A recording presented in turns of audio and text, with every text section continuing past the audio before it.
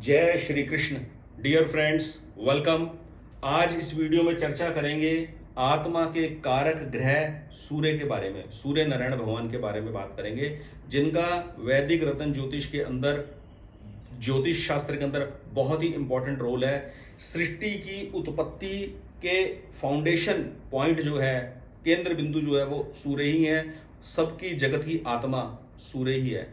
और क्योंकि सूर्य आत्मा के कारक है, इसलिए जिस जीवात्मा की आत्मा मर गई, समझ लो उसका सब कुछ ही मर चुका। उसका कमाया हुआ धन और यश किसी काम का नहीं है।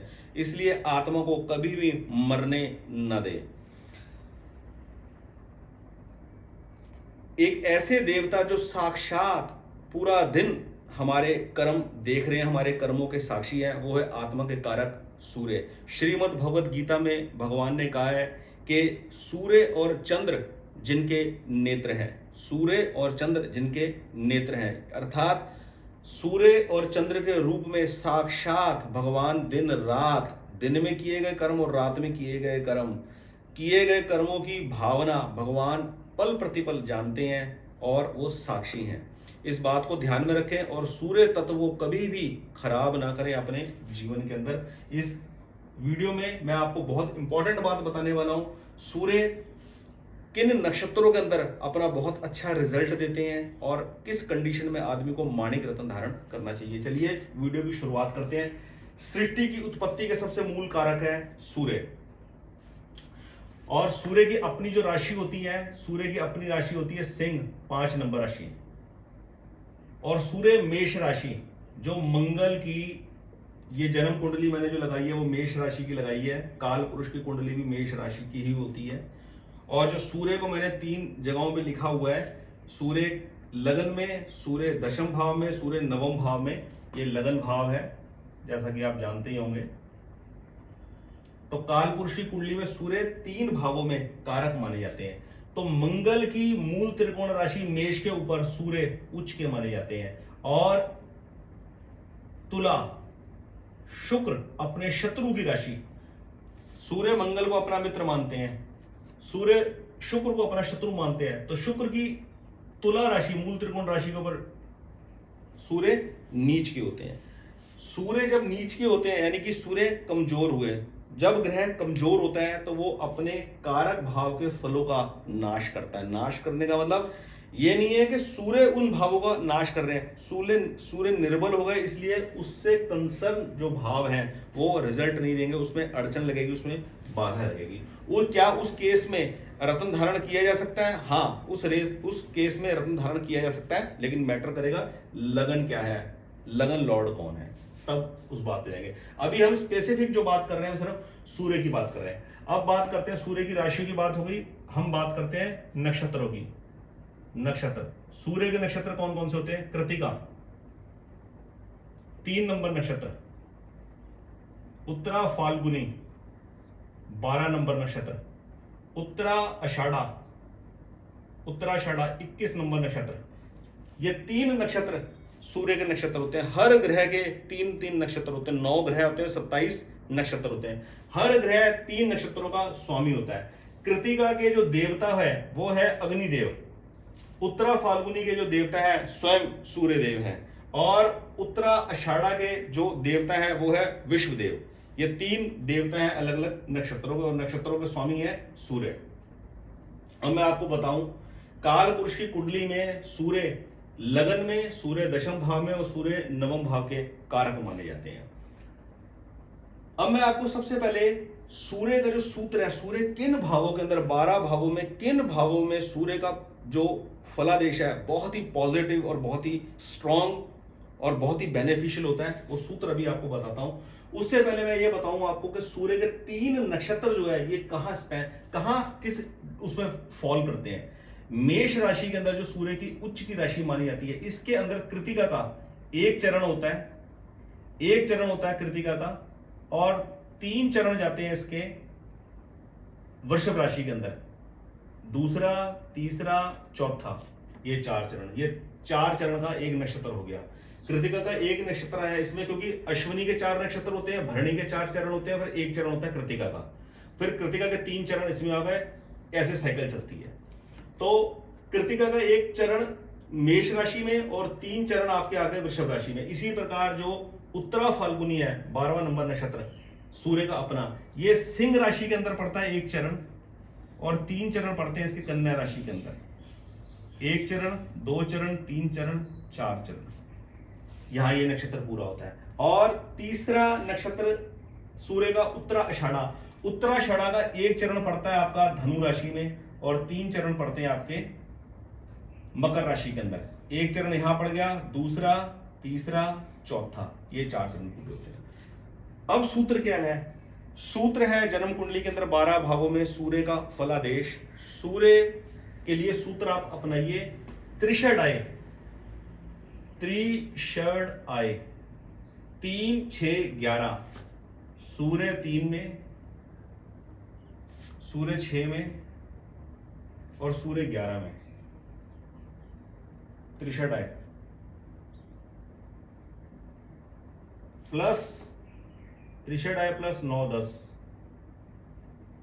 इन 5 भावों में सूर्य का जो रिजल्ट होता है वो पॉजिटिव होता है, बहुत स्ट्रांग होता है, आदमी के लिए बेनिफिशियल होता है। जिस भी जातक की जन्म कुंडली में सूर्य इन 5 भावों में होगा, किसी भी कुंडली में, तीसरे भाव में हो, छठे भाव में हो, 9वें में हो, 10वें में हो, 11वें में हो, तो समझ लो वो आदमी के अंदर कोई ना कोई एक्स्ट्रा ऑर्डिनरी टैलेंट है। देखने में चाहे वो फटे पुराने कपड़ों वाला हो, जैसे मर्जी बात करने वाला हो, लेकिन किसी फील्ड के अंदर उसके अंदर एक्सपर्टाइज होगा, जरूर एक्सपर्टाइज होगा। इस बात को अपनी गांठ बांध लीजिए। अब मैं एक एक भाव की आपको इलाबोरेट कर बताऊं, वो एक वीडियो में संभव नहीं है, पर आप ये समझ लीजिए मोटे मोटे तौर पर त्रिषड आय का फार्मूला आप लगा दीजिए। 3, 6, 11 में, 9 और 10 में सूर्य यदि होगा तो आदमी एक्स्ट्रा ऑर्डिनरी होगा। क्योंकि कारक भाव, क्योंकि लगन भाव में भी कारक है सूर्य कालपुरुष की कुंडली के हिसाब से, इसके अंदर भी सूर्य का प्रभाव है। लेकिन इसके अंदर थोड़ा सा जो रिसर्च वर्क है हमारा, जो कुंडलियां मैंने आज तक जिंदगी में देखी, उसके अंदर एक कमी पाई है। वो कमी ये पाई है कि लगन के अंदर सूर्य आदमी को ना कुंठाग्रस्त बनाते हैं। कुंठाग्रस्त का मतलब ये है, बेशक के सूर्य अपनी उच्च की राशि में है, उच्च की राशि में है, लेकिन ये जरूरी नहीं कि हर जन्म कुंडली मेष लगन की होगी, अन्य लगनों की भी कुंडली होगी। मान लीजिए तुला लगन की कुंडली है, मान लीजिए वृषभ लगन की कुंडली है, जिसको सूर्य अपना शत्रु मानते हैं, शुक्र को। तो सूर्य लगन के अंदर जो प्रभाव देते हैं वो देते हैं कुंठाग्रस्त होने का। कुंठा मतलब कि व्यक्ति ने यदि किसी को गलत समझ लिया तो आजीवन वो उसको गलत ही समझ कर चलते। कितने भी सच्चाई पेश कर दो उनके सामने, वो उसके प्रति अपनी धारणा को बदल नहीं पाते। उनके अंदर स्टिफनेस बहुत होती है, ये नेचर होता है, ठीक है। और लगन के अंदर अब मैं बात करूं माणिक रत्न धारण करने के बारे में। अब सूर्य यदि अपनी उच्च की राशि में हो लगन भाव में, तो व्यक्ति का माणिक रत्न धारण करना नहीं बनता। यहां कोई आवश्यकता नहीं है माणिक रत्न धारण करने की। और स्पेसिफिकली इसमें मेष राशि में अश्विनी नक्षत्र भी होगा, भरणी भी होगा और कृतिका भी होगा। कृतिका का 1 चरण है, अश्विनी के 4 चरण है, भरणी के 4 चरण है। कृतिका नक्षत्र के अंदर यदि सूर्य की प्लेसमेंट होगी, व्यक्ति ईगोटिस्ट होगा, अपनी ईगो के दम पर मनचाहा डिसीजन लेने वाला, अपनी रेपुटेशन की आन बान को सिक्योर रखने के लिए टफ डिसीजन लेने वाला आदमी होगा। और यहां पर यदि सूर्य की प्लेसमेंट यदि इस भाव में हुई, सूर्य की प्लेसमेंट यदि इस भाव में हुई वृषभ राशि के अंदर, तो व्यक्ति का जो नेचर होगा वो होगा अपनी फैमिली को सिक्योर लेकर चलना, फाइनेंशियली ऐसे डिसीजन लेना फाइनेंस के बारे में कि परिवार की सिक्योरिटी, परिवार का कंफर्ट नंबर 1 पे रहे। बाकी सब दोस्ती वोस्ती गई भाड़ में, दोस्ती की कोई जरूरत नहीं। अगर दोस्ती तोड़नी पड़ेगी 2 मिनट में आदमी तोड़ देगा, लेकिन अपने खुद के वैभव, ग्लैमर, कंफर्ट, लग्जरी लाइफ और अपने परिवार की लाइफ के लिए खलल बर्दाश्त नहीं करेगा। यहां पर सूर्य यदि होगा, लेकिन सूर्य यहां पर इफेक्टिव रिजल्ट देता है। यहां आदमी के काम बनने की जो कैपेसिटी होती है उसके अंदर ज्यादा पॉजिटिविटी रहती है, आदमी का काम बनता है, आदमी की जीत होती है। लेकिन अगर सूर्य सेकंड हाउस में है और सूर्य की लॉर्डशिप जो है वो केंद्र त्रिकोण की है, तो अपनी दशा में सूर्य अच्छा रिजल्ट नहीं दे पाता जितना देना चाहिए। जो आदमी की कैपेसिटी होती है, जो आदमी के रिसोर्सेज होते हैं, उसके हिसाब से आदमी उभर कर नहीं आता।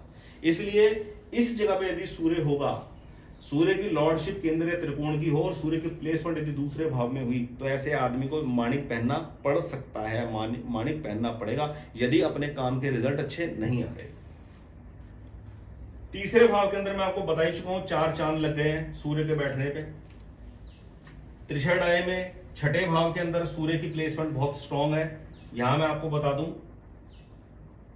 नक्षत्र के अंदर फलादेश, यदि सूर्य की प्लेसमेंट पंचम भाव में हुई, यहां उत्तरा फाल्गुनी नक्षत्र है, सूर्य यदि यहां हुआ, ये आदमी के जीवन के अंदर अड़चन पैदा कर सकता है। परिवार में, फैमिली में, बच्चों के साथ किसी प्रकार का डिस्प्यूट क्रिएट हो जाना, अपनी आन बान को लेकर बच्चों के बीच में ठन जाना, ठीक है। यहां आदमी सूर्य का पंचम भाव में उत्तरा फाल्गुनी नक्षत्र में होना, ये इंडिकेट करता है। सिंह राशि के अंदर उत्तरा फाल्गुनी नक्षत्र में होना सूर्य का ये इंडिकेट करता है आदमी अपनी ईगो के दम पर, अपना जो व्यक्तित्व है उसके प्रभाव से दूसरे आदमी को झुकाना चाहता है। लेकिन यहां पर सूर्य यदि होगा उत्तरा फाल्गुनी में छठे भाव में कन्या राशि के अंदर, तो यहां आदमी दूसरे को झुकाएगा अपने परफॉर्मेंस के दम पर। दोनों में बड़ा फर्क है। यहां अपनी पर्सनैलिटी के दम पर, अपने जिसे कहते हैं ना मेरा दबदबा है, ठीक है, अहंकार है, उसके दम पर झुकाएगा अपने परिवार वालों को। यहां ये पर्सनैलिटी देता है आदमी, पर्सनैलिटी देता है आदमी को। और यहां पर सूर्य पर्सनैलिटी देते हैं आदमी को कि वो अपने परफॉर्मेंस के दम पर अपने सामने वाले को, चाहे वो परिवार के सदस्य हो चाहे दूसरे वाले हो, झुका देगा। यानी कि वो कर्मठता होगी उसके अंदर काम करने की। बहुत अर्ली एज के अंदर अगर किसी बच्चे की कुंडली में सूर्य छठे भाव के अंदर होगा, तो आप देखेंगे वो अर्ली एज के अंदर अपने पैरों पर खड़े होने वाला बनेगा। ये सूर्य यहां देता है ताकत। और ऐसे में यदि सूर्य लगन लॉर्ड हो या केंद्र या त्रिकोण का स्वामी हो छठे भाव में, तो उसका रिजल्ट अच्छा लेने के लिए माणिक रत्न धारण करना जरूर चाहिए। ये मेरी प्रेडिक्शन है, ठीक है। और इसी प्रकार सूर्य की प्लेसमेंट अपने तीसरे नक्षत्र में उत्तराषाढ़ा में, यदि सूर्य उत्तराषाढ़ा में 9वें भाव में है और 10वें भाव में है उत्तराषाढ़ा में, ये इंडिकेट करता है आदमी 10th हाउस में यदि सूर्य है तो पॉलिटिक्स में, चुनाव जीतने में, किसी भी कंपनी की कोई बड़ी स्ट्रेटेजी बनाने में नंबर 1 होगा। सूर्य यहां पर इतना जबरदस्त रिजल्ट देते हैं कि मैं आपको बता नहीं सकता, बहुत जबरदस्त। यहां पर सूर्य की प्लेसमेंट बताती है कितनी भी कठिनाइयां हो, भाग्य जरूर चमकेगा जीवन में एक बार तो भाग्य ऐसा चमकेगा कि सारे लॉस पूरे होंगे ही होंगे।